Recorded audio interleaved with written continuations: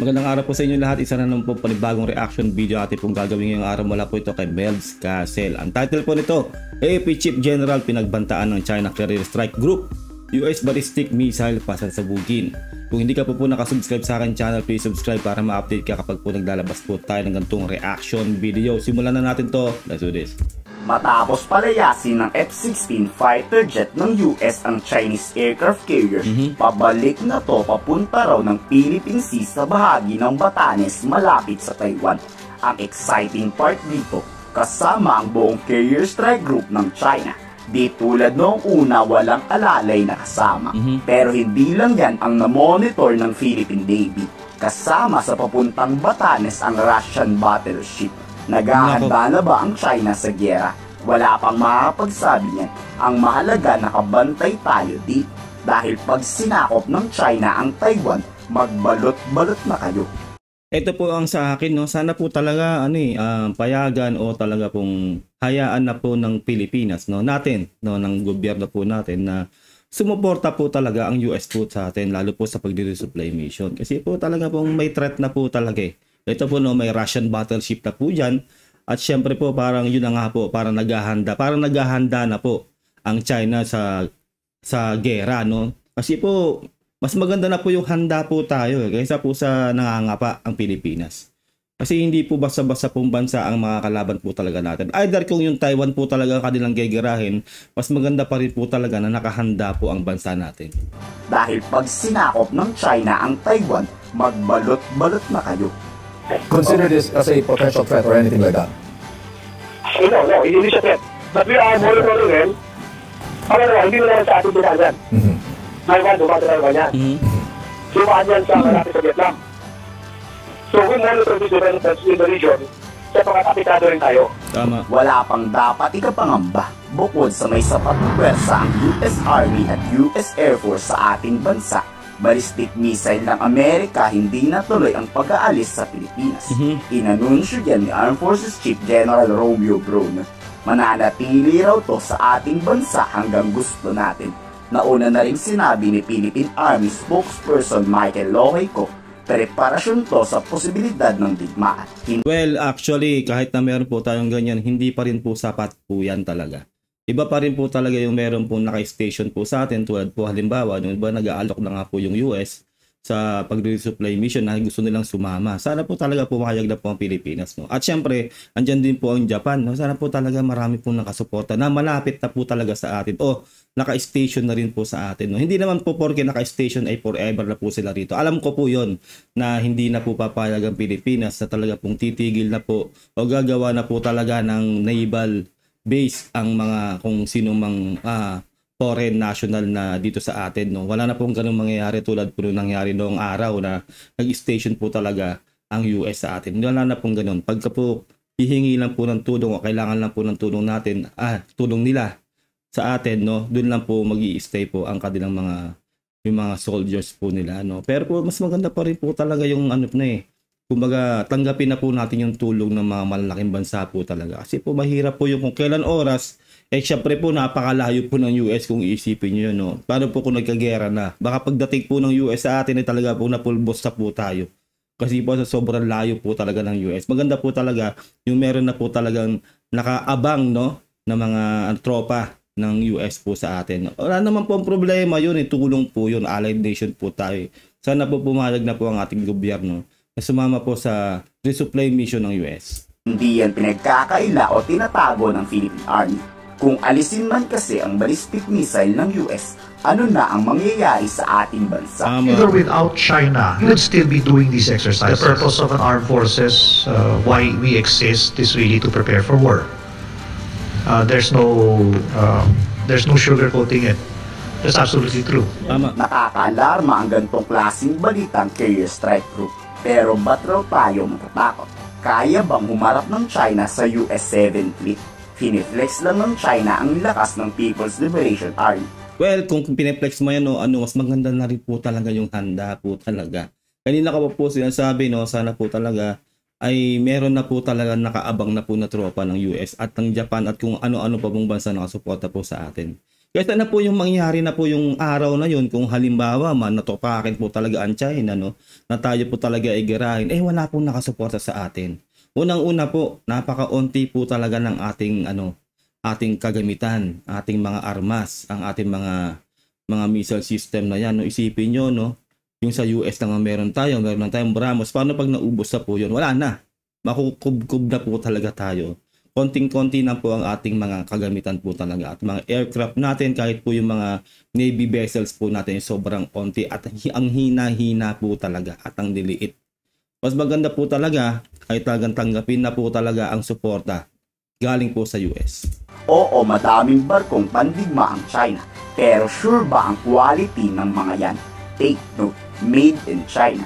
At wala pang napapatunayan ang mga Chinese kumpara sa mga Pilipino na kinakatakutan sa gyera noong panahon. Tama. In terms of numbers, nalampatan na nila.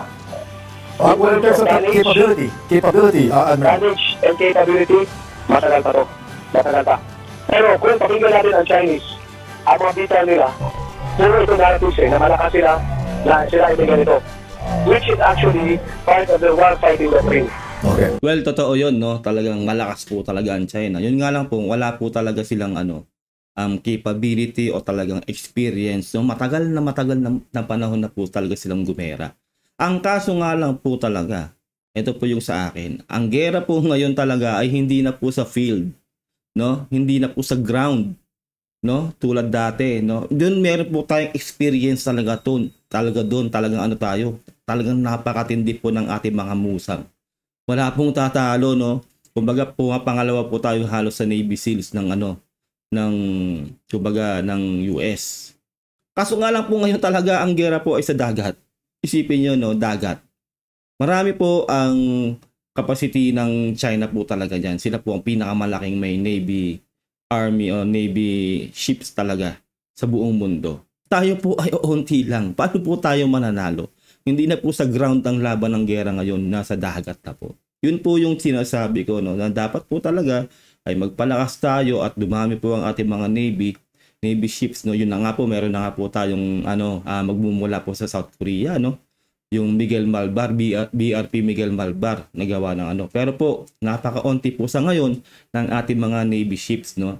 Ang PCG po natin talaga pong ang hina-hina po talaga. Kaya po talaga sa akin po talaga re-recommendahin ko po talaga na sumama na po talaga ang US sa atin, no, sa pagre-resupply mission at sa kahit ano pa pong activity natin na gagawin diyan sa West Philippine Sea para po naman maalog po talaga ang China, no, na mangilag sila, na makita po talaga din yung presensya ng ibang bansa na malalakas tulad po ng US na talaga pong hindi ni po sila gagawa na kung ano man diyan sa West Philippine Sea. Kasi mangingilag po sila, alam po nila na malakas ang US .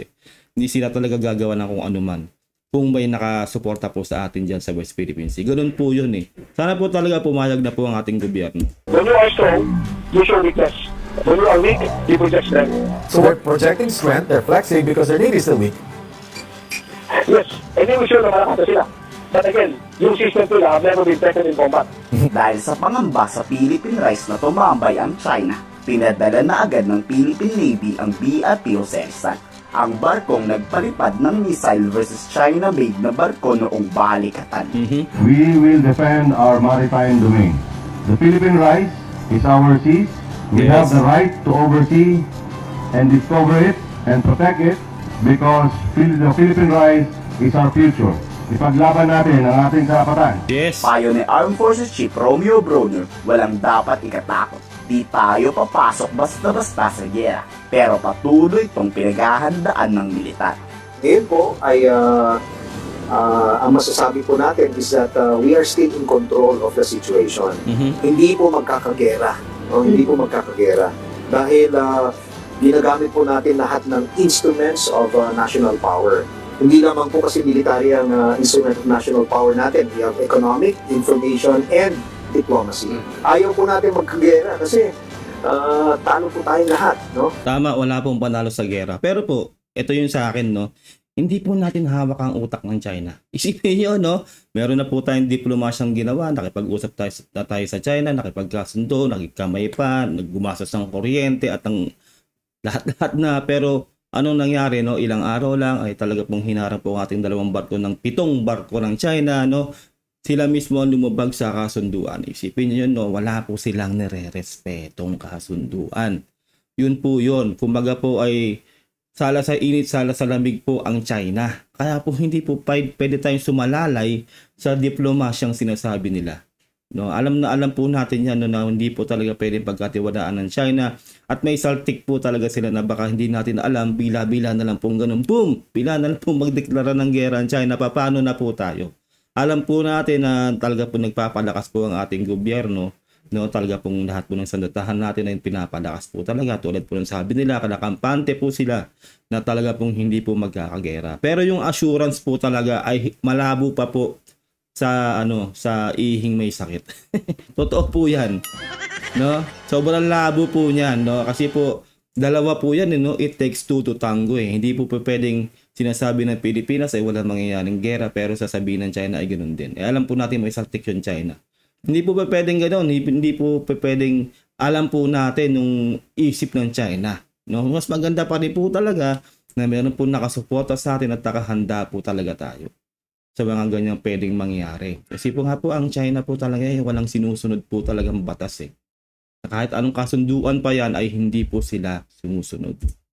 Tayong mga Pilipino, so sino man yung sasakop sa atin or gustong sumakop sa atin, talo rin sila, no? Dahil wala pong mananalo sa gera. Tama. Kayo, handa ba kayong magsanay kung sakaling dumating ang araw na yan? Yes. I-komento sa baba ang side. Ayun lang po, no, ate po nagawa ng reaction video itong napakalupit na video ni Melvs Casen. Ilalagay ko po sa description ang link na kanyang video para po makapag-subscribe po kayo sa kanyang channel. I-comment nyo na lang po kung anong reaction nyo rito, no, kung ano pong palagay nyo dito po sa napanood nating video. Sa akin po talaga, no, sana po talaga magkaroon po ng presensya ang US o ang Japan o kahit ano pa pong mga nakasuporta po sa atin na bansa dyan sa West Philippine Sea para po mangingilag po talaga ang China na gumawa ng anumang masamang bagay dyan. Alam naman po natin talaga natuso po, no, napakatuso po ng China. At ayun na nga po, naipakita na po yung Russian battleship yan. Kasi po alam natin, di ba, nakaalyado po nila yan, yung Russia. No, kaya hindi po natin malalaman yan kung ano pong talagang plano nila. Kasi po syempre po secret po yan eh. Kumbaga, mambibigla na lang po yung China. Kahit po kumpiyansa po ang ating gobyerno na talagang hindi magkakagera, ay hindi po talaga natin malalaman yan kasi po may saltik po talaga yung China. Maraming salamat po. Don't forget to subscribe. Until next time, God bless and peace out. Bye.